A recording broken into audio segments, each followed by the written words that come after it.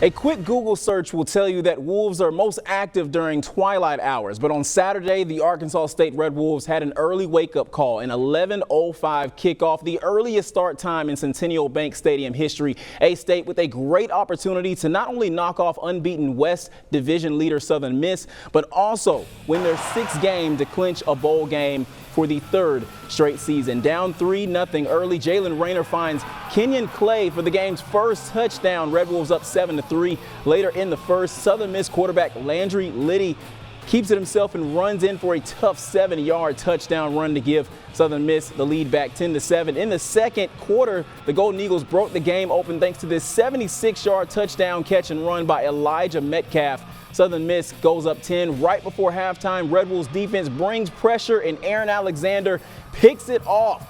A-State trailed 17-7 at half, but this is what hurt them the most. Turnovers. Jalen Rayner threw 4 interceptions of A-State's total of 5, and they also lost a fumble, but Rayner was resilient in this game, suffered an injury to his throwing shoulder in the third. Redshirt freshman Josh Flowers came in and led A-State to a touchdown in the fourth quarter, but with 4 seconds left, down 6, Rayner's pass is picked off in the end zone as Southern Miss hangs on in Jonesboro, a 27-21 loss for A-State. Sports reporter Paige Riley was there and has more from the Red Wolves.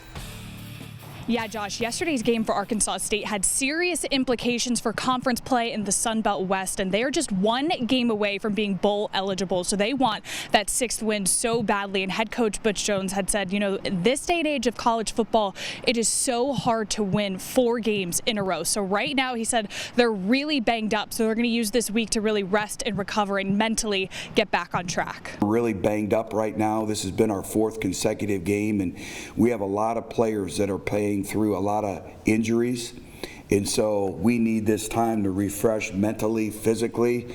Saturday's game against Southern Miss turned into a pick party. Veteran quarterback Jalen Rayner was picked off 4 times and A-State fumbled on its first drive. But the Red Wolves' defense is what kept them in it, allowing just 6 points off those turnovers, picking off Braylon Braxton twice and coming up big on critical third downs. There's room to grow, including reading this 76-yard screen pass that led to a Southern Miss touchdown. It was bad eye discipline by us.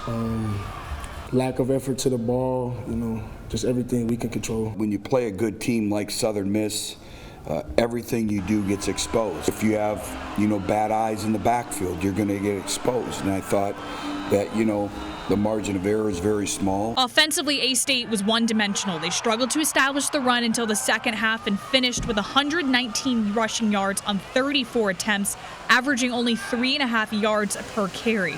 But there was some exciting news. Corey Rucker now holds the Sun Belt Conference career receiving yards record with 3,693 yards. He finished the day with 7 catches for 123 yards. The most heartbreaking moment offensively was on the last play when Jalen Rayner got picked off in the end zone. Got to the point where we had 4 seconds left and had an opportunity to win it. And I just got to give Tyler a chance at least to make a play on the ball at least, or draw a penalty or something. I can't leave it short and not give him an opportunity to win the games. One of the biggest controversies in this game was when A-State players were convinced they got a safety, but it was ruled a muffled ball. Here's what the refs told Butch Jones. Call it a muff ball, a muff punt.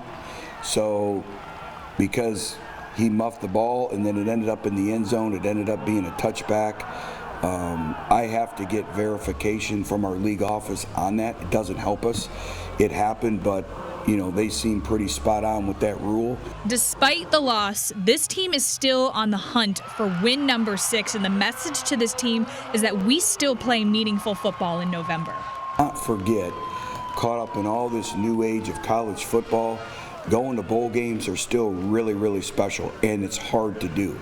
And so we're looking to get to win number 6. Arkansas State will take on Louisiana at home for a 6:30 kick. And Josh, it's going to be really interesting to see how Arkansas State responds this upcoming week.